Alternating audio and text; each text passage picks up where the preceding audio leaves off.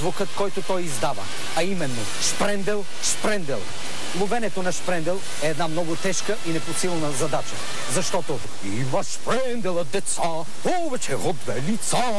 Шпренделът е известен с 6 пръста на десния си крак. Има и някои хитри шпрендели, които си слагат седми. Алуминиев. За заблуда. Това е част от окосмяването на един мъжки шпрендел. Не повече от 3-4 годишен. Видите ли с нож шпрендел, потърсете втора, за да видите на къде е тръгнал шпрендела. След което вие се обръщате в обратната посока и хуквате. Много е вероятно шпрендела да ви последва, ако имате бургундски нюанси в облеклото. Те или иначе, все някога ще го срещате. Чакането е най-симпатичната част при ловенето на шпрендели. Седиш си, чакаш. Та той все някога ще мине. Имам точка знам. Шпрендел виждам там.